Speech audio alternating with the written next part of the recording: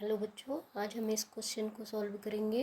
Question में कहा गया है, यदि ए सेमी भुजा वाले किसी समबाहु त्रिभुज की भुजाओं पर वर्ग बनाए गए हैं तो वर्गों के क्षेत्रफल के योग और त्रिभुज के क्षेत्रफल में क्या अनुपात होगा। तो सबसे पहले क्वेश्चन समझते हैं हम। समबाहु त्रिभुज जिसकी तीनों भुजाएं बराबर होती हैं, तीनों कोण इंटरनल एंगल जो है 60 के होते हैं। अब इन तीनों इसकी साइड दे रखी है, इन तीनों साइड्स पर जो है स्क्वायर बनाए गए हैं। जैसे सपोज अब मेरा थोड़ा बड़ा हो गया है, ये रेक्टेंगल दिख रहा है बट आप समझो स्क्वायर है।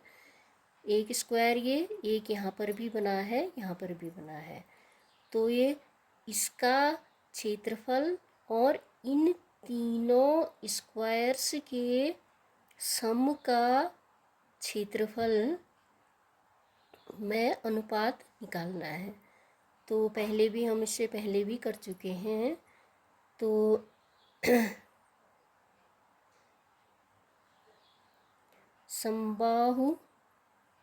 समबाहु त्रिभुज का क्षेत्रफल, अब साइड ए दे रखी है तो सीधे से लिख देते हैं √3/4 ए स्क्वायर। अब जो है तीन वर्ग बन रहे हैं, इसमें तीन बन रहे हैं, तीनों साइड्स पे तीन बन रहे हैं। तो तीनों वर्गों का योग निकालते हैं, तीनों वर्गों के क्षेत्रफल का योग। अब एक का ए स्क्वायर हो गया तो तीन का क्या हो जाएगा, क्योंकि साइड ए दे रखी है, स्क्वायर का एरिया ये वर्ग का क्षेत्रफल होता है भुजा गुणा भुजा। तो तीनों का हो जाएगा आपका 3a स्क्वायर। तो अब दोनों में अनुपात लिखना है। अनुपात लिखते समय ये चीज़ ध्यान रखिए कि पहले किसको कहा गया है। इसमें लिखा है वर्गों के क्षेत्रफल के योग, वर्गों के क्षेत्रफल का योग, ये आया तो ये आपका ऊपर रहेगा। इसका अनुपात लिखना है त्रिभुज के क्षेत्रफल। तो त्रिभुज का क्षेत्रफल कितना था, √3/4 ए स्क्वायर। ए स्क्वायर से ए स्क्वायर कैंसिल, ये आ गया आपका 3/√3/4। अब ये 4 अपॉन में है तो उलट जाएगा, सभी को मालूम है। 3 रूट नहीं है, 3 × 4/√3।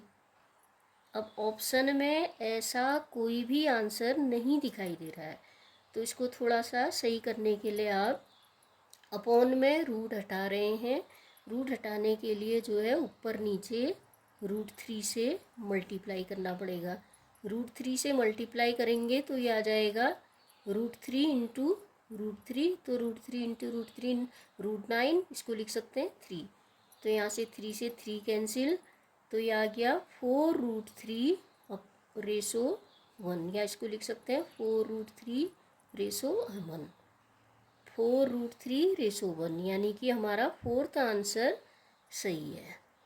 आई होप आप सभी को ये समझ आया होगा। समझ आया तो लाइक कमेंट शेयर ज़रूर कीजिएगा। Thank you.